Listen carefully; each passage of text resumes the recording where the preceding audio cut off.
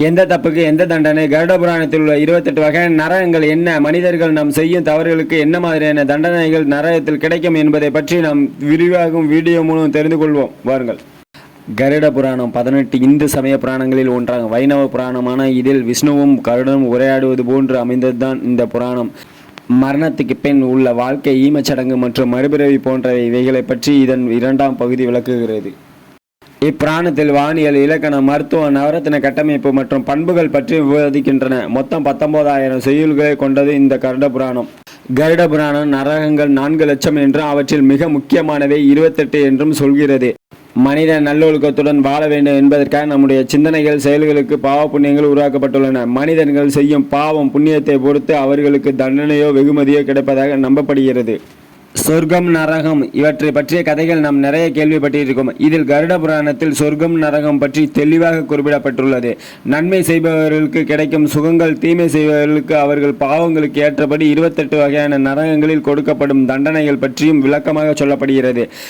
பாவம் செய்தவர்களுக்கு கருட புராணத்தில் சொல்லப்பட்டுள்ள முக்கியமான 28 தண்டனைகள் பற்றி தெரிந்து கொள்வோம். முதலாவது தண்டனை தாமிஸ்ரம். பிறருக்கு சொந்தமான பொருளை அபகரிப்பது குற்றம். பிறருக்கு சொந்தமான மனைவியை அபகரிப்பதும் விரும்புவதும் ஒரு பாவச் செயல்தான். அதே போல பிறரது குழந்தையை அபகரிப்பதும் மகா பாவமாகும். பிறரது பொருளை ஏமாற்றி அபகரிப்பது நமக்கு தீராத துன்பத்தை தரும். இதற்கு தண்டனையாக யமகிங்கர்கள் முள்ளாலான கட்டைகளாலும் கதைகளாலும் நம்மை அடித்து நைய புடைத்து விடுவார்கள். இந்த மாதிரியான ஒரு நரகம்தான் தாமிஸ்ரம். 2வது நரகம் அந்தாமிஸ்ரம். கணவனும் மனைவியும் சேர்ந்து மனமோந்து வாழ்வது ரொம்ப அவசியம். அதை விட்டு ஒருவருக்கு ஒருவர் ஏமாற்றுவது தவறாகும். கணவன் மனைவியை வஞ்சித்தாலும் மனைவி கணவனை வஞ்சித்தாலும் மிகப்பெரிய பாவச் செயல்கள் ஆகும். இத்தகைய பாவச் செயல்களை செய்தவர்கள் நரகத்தில் உழன்று கண்ணு தெரியாத வகையில் இருள் சூழ மூர்ச்சையாகி விழுந்து தவிர்க்க வேண்டி வரும். அந்த மாதிரியான நரகம்தான் அந்தாமிஸ்ரம். 3வதாக ரௌரவம். பிறருடைய குடும்பத்தை, அதாவது வாழும் குடும்பத்தை பிரிப்பது, அழிப்பது, அவர்களின் பொருட்களை பறிப்பது போன்ற குற்றங்களை செய்பவர்களுக்கு ரௌரவ நரகம்தான் கிடைக்கும். நரகத்தில் யமகிங்கர்கள் சூலத்தில் குத்தி துன்புறுத்துவார்கள். 4வதாக மகாரௌரவம். மிகவும் கொடூரமாக பிறர் குடும்பத்தை வதைத்தவர்களும் பொருட்களுக்காக குடும்பங்களை நாசம் செய்தவர்களுக்கு மகாரௌரவ நரகம்தான் கிடைக்கும். இந்த நரகத்தில் பயங்கரமான மிருகங்கள் இருக்கும். இவை பாவிகளை சூழ்ந்து முட்டி மோதி பல வழிகளில் துன்புறுத்தும். 5வது நரகம் கும்பிபாகம். சுவையான உணவுக்காக வாயில்லா உயிர்களை வதைத்தாலும் கொன்னும் பல வகைகளில் கொடுமைப்படுத்தினாலும் பாவிகள் அடையும் நரகம்தான் கும்பிபாகம் நரகம்.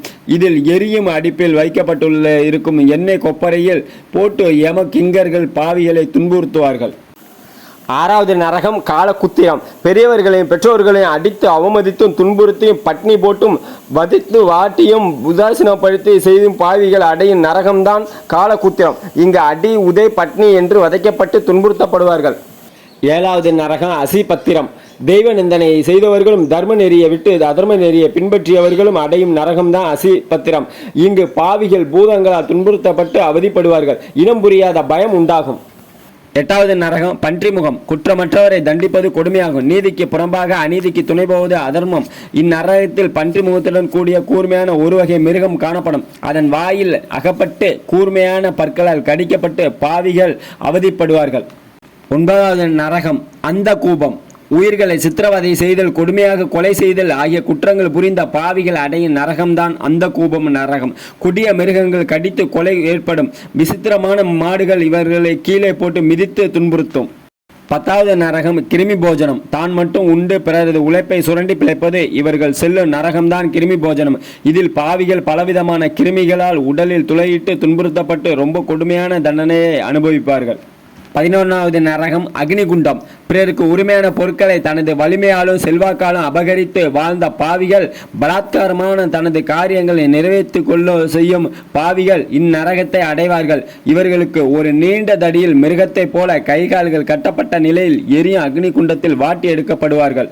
12வது நரகம் வஜ்ரகாண்டகம். சேரக்கூடாத ஆணையோ பெண்ணையோ கூடி தழுவி மகிழும் காம வெறியர்கள் அடையும் நரகம்தான் வஜ்ரகாண்டகம். நெருப்பால் செய்யப்பட்ட பதுமைகள் இவர்களை கட்டி தழுவ விடுவார்கள். இதனால் உடல் எரிந்து துன்புறுத்தப்படுவார்கள். 13வது நரகம் சான்மாலி நரகம்.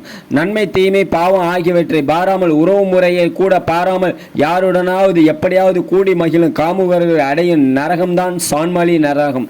இதில் முள்ளால் ஆன தடியாலும் முள் செடியால் ஆனாலும் யமகிங்கர்கள் அதிகமாக அடித்து துன்புறுத்தப்படுவார்கள். 14வது நரகம் வைதாரணி. அதிக பலத்தாலும் கபட நாடகத்தாலும் நயவஞ்சகத்தாலும் நல்வழிகளுக்கு செல்லாமல் தர்மத்துக்கு புறம்பாக நடந்தவர்கள் அடைவது வைதாரணி நரகம். வைதாரணி என்பது நதி அல்ல. இந்த ஆற்றில் இரத்தமும் சீலும் சகதியும் சிறுநீரும் மலமும் கலந்து ஓடும் கலவையாக ஆறாக ஓடிக்கொண்டிருக்கும். இந்த நதியில் கொடிய பிராணிகளும் வாழும். இந்த பாவிகள் இந்த நதியை கடக்க முடியாமல் துன்புறுத்தப்படுவார்கள். 15வது நரகம் பூயோத நரகம். சிறிதும் வெக்கமின்றி இழிவான பெண்களுடன் கூடி ஒழுக்க குறைவாக நடந்து வாழ்க்கையை எந்த லட்சியமும் இல்லாமல் மிருகம் போல் வாழ்ந்தவர்கள் அடையும் நரகம்தான் பூயோத நரகம். இங்கு விஷமுள்ள பூச்சிகளும் பிராணிகளும் கடித்து துன்புறுத்தும். 16வது நரகம் பிராணரோதம். பிராணிகளை கொடுமைப்படுத்தி கொலை செய்யும் கொடுமைக்காரர்கள் அடையும் நரகம்தான் பிராணரோதம். இங்கு கூர்மையான பானங்களை ஜீவன்கள் மீது எய்து துன்புறுத்தப்படுவார்கள். 17வது நரகம் விஷாசனம். பசுவில் எல்லா தேவதைகளும் இருக்கிறார்கள். அந்த பசுக்களை கொடுமை செய்பவர்களும் அடையும் நரகம்தான் விஷாசனம். இங்கு யம கிங்கரர்கள் ஜீவன்களுக்கு சவுக்கடி கொடுத்து துன்புறுத்தப்படுவார்கள். 18வது நரகம் லாலாபஷம். மனைவியை கொடுமைப்படுத்தி முறையற்ற மோக இச்சைக்கு ஆளாக்கி கெடுக்கும் கொடியவர்கள் அடையும் நரகம்தான் இந்த லாலாபஷம். இங்கு ஜீவனும் அதே முறையில் வதைத்து துன்புறுத்தப்படுவார்கள். 19வது நரகம் ஷாரமேதனம்.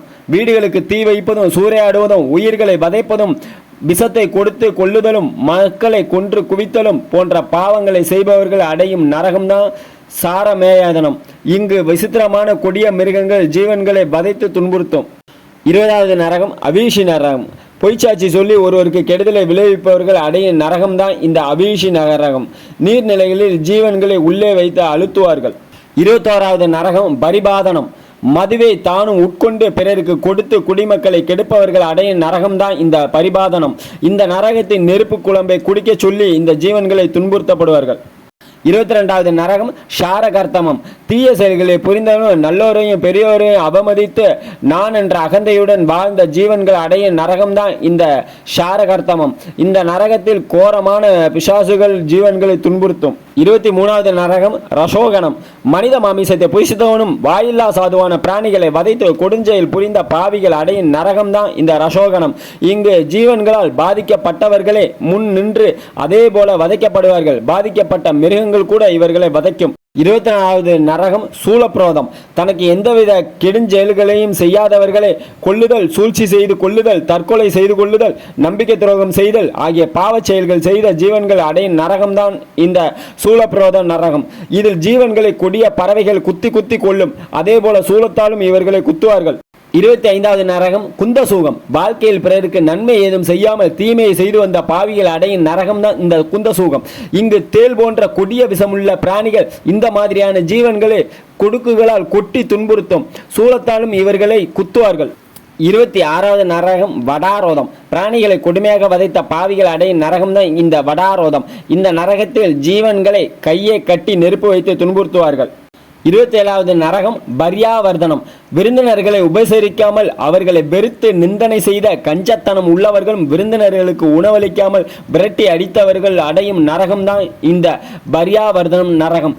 இதில் ஜீவன்களுக்கு உணவும் நீரும் இன்றி பசியாலும் தாகத்தாலும் தவிக்க விடுவார்கள். 28வது நரகம் சுசீமுகம். அறத்தை செய்யாமல் தீய வழியில் பொருளை சேர்த்து பிறரை துன்புறுத்தி கர்வத்துடன் நடந்து பொருட்களையும் பணத்தையும் பதுக்கி வைத்தவர்கள் அடையும் நரகம்தான் இந்த சுசீமுகம். இந்த பாவங்களை செய்த ஜீவன்களை உதவி செய்யாமல் யாரும் இன்றி பசியாலும் தாகத்தாலும் தவிக்க விடுவார்கள். மேலும் இவர்கள் யம கிங்கர்களால் கூறிய ஊசிகள் கொண்டு குத்தி துன்புறுத்தப்படுவார்கள். கருட புராண போதனைகளின் தனிச்சிறப்பு என்னவென்றால் அது மரணத்துக்கு பிறகு வரும் வாழ்க்கையை பற்றி பேசுகிறது. ஆனால் அதனுடன் மரணம் மற்றும் பின்விளைவுகள், மறுபிறவி, ஆன்மாவின் பயணம் போன்றவற்றையும் இது விவரிக்கிறது. இந்த பாடங்கள் அனைத்தும் மிகவும் சுவாரஸ்யமானவை. ஏனென்றால் அறிவியலால் மரணத்தின் மர்மத்தை வெளிப்படுத்த முடியாது. ஆனால் கருட புராணம் இவற்றை திறம்பட விவரிக்கிறது. இந்து தர்மத்தில் 16 சம்ஸ்காரங்கள் இருப்பதாக காணலாம். அதன் கடைசி பகுதியில் இறுதிச் சடங்குகளை அடிப்படையாக கொண்ட அந்நிய ஜோஷ்டியை காணலாம். கருட புராணம் 19,000 ஸ்லோகங்களை கொண்டுள்ளது. இது 2 பகுதிகளாக பிரிக்கப்பட்டுள்ளது. அதில் முதல் பகுதியில் பூர்வ காண்டம் உள்ளது. மீதமுள்ள உத்தரகாண்டம் அவர்கள் செய்த பாவங்களுக்கு ஏற்ப இந்த ஸ்லோகங்கள் மனிதர்களுக்கு கொடுக்கப்படும் தண்டனைகளை விவரிக்கின்றன. அந்த தண்டனைகளை யம தர்மர்கள் முடிவு செய்து விட்டார்கள். ஒரு இறுதிச் சடங்கு முடிந்ததும் ஒரு ஆன்மா பூமியில் உயிர் வாழும் சக்தியை இழந்துவிடும். மரணத்திற்கு பிறகு ஆன்மா முழுமையான சுதந்திரம் உணர்வை உணர முடியும். ஒரு ஆன்மாவிற்கு எந்த எல்லையும் இருக்காது. இப்போது அந்த ஆன்மா சுதந்திரமாக எங்கும் சுற்றி திரியும். மரணத்திற்கு பிறகு 7 நாட்களுக்கு ஆன்மா தனக்கு பிடித்தமான தோட்டம், காலை நடைபயிற்சி, அலுவலகம், கல்லூரி போன்ற இடங்களை பார்க்க முடியும். அந்த காலகட்டத்தில் ஒரு ஆன்மா குழந்தைகள், பணம் போன்றவற்றிற்கு அவர்கள் மிகவும் படித்த விஷயங்களுக்கு அருகில் இருக்கும். இறந்த 11 மற்றும் 12வது நாளில் இறந்த ஆன்மாவுக்கு உறவினர்கள் பிரார்த்தனை மற்றும் சடங்குகளை நடத்துகிறார்கள். அந்த நேரத்தில் ஆன்மா தனது உறவினர்கள், முன்னோர்கள், நெருங்கிய நண்பர்கள் போன்றவற்றுடன் ஐக்கியமாகும் வாய்ப்பை பெறுகிறது. சொர்க்கத்தில் அனைத்து முன்னோர்களும் அந்த புதிய ஆன்மாவை வரவேற்கிறார்கள் மற்றும் அவர்களை வாழ்த்துகிறார்கள். கருட புராணத்தின் போதனைகள் இவ்வாழ்க்கையை கடவுளின் சக்தி வாய்ந்த மற்றும் விலைமதிப்பற்ற பரிசு என்று கூறுகிறது. நம் வாழ்க்கைக்கு பிறகு ஒருவனின் பாவங்களுக்கு ஏற்ப தண்டனைகள் தீர்மானிக்கப்படுகின்றன. அந்த தண்டனைகளுக்கு அந்த நபர் நரகத்திற்கு செல்ல வேண்டும். இது ஒரு தீய வட்டம் போன்றது. ஏனென்றால் நீங்கள் மீண்டும் மீண்டும் பிறக்கலாம், பிறகு தண்டனைகள் அதேபோல் தொடரலாம். கருட புராணம் சொல்வது, ஒரு பெண் தன் உயிருடன் உள்ள அல்லது இறந்த கணவனுக்கு எதிராக பாவங்களையும் தவறான செயல்களையும் செய்கிறார் என்றால் அவருக்கு அடுத்த ஜென்மத்தில் திருமணம் நடக்க வாய்ப்பில்லை. ஒரு பெண் தன் கணவனை வணங்க வேண்டும். அந்த பெண்ணுக்கு கடவுள் அமைதியான மற்றும் மகிழ்ச்சியான வாழ்க்கையை வழங்குவார். அவர் மறுபிறவி எடுத்தாலும் அவருடைய வாழ்க்கை மகிழ்ச்சி நிறைந்ததாக இருக்கும். இப்போ பார்த்த 28 நரகங்கள் தான் முக்கியமான நரகங்களாக கருட புராணத்தில் உள்ளது. இந்த 28 வகையான நரகங்களும் அதோட தண்டனைகளையும் நம்ம விரிவாக வீடியோ மூலம் பார்த்தது எதற்கு என்றால் மற்றவங்களுக்கு ஷேர் பண்ணி யாரும் பாவம் செய்யாமல் தடுக்கவே நம்ம இந்த வீடியோவை இதில் கொண்டு வந்துள்ளோம். உங்களுக்கு கருட புராணத்தில் உள்ளது போல் இது மாதிரி யாரும் சொல்லியிருப்பார்கள் என்று எனக்கு தெரியவில்லை. ஆனால் உங்களுக்கு வீடியோ ஆதாரம் மூலமும் நான் கொண்டு வந்துள்ளேன். காரணம் என்னவெனில், பார்க்கும் போதும் நமக்கு புரிய வேண்டும், படிக்கும் போது நமக்கு புரிய வேண்டும், சொல்லும் போது நமக்கு புரிய வேண்டும். ஏனென்றால் நம் பாவம் செய்யாத அளவுக்கு நம்மளை திருத்திக் கொள்ள வேண்டும் என்பதற்காகவே இந்த வீடியோ கொண்டு வந்துள்ளேன். என்னோட சேனலை நீங்கள் சப்ஸ்கிரைப் பண்ணியிருப்பீங்கன்னு நான் முழுசாக நம்புகிறேன். காரணம் என்னென்னா, என்னுடைய கருத்துக்கள் எல்லாமே உங்களுக்கு அனித்தரமாக பிடிச்சிருக்கும். நான் எடுத்துகிட்டு வர கருத்துக்கள் எல்லாமே பப்ளிக்கில் முக்கியமான கருத்துக்களாக தான் எடுத்துகிட்டு வரேன். ஒவ்வொன்றுமே ஒவ்வொரு விஷயத்த சொல்கிற மாதிரி தான் கருத்துக்களை எடுத்துகிட்டு வரேன். நன்றி, தேங்க்ஸ்.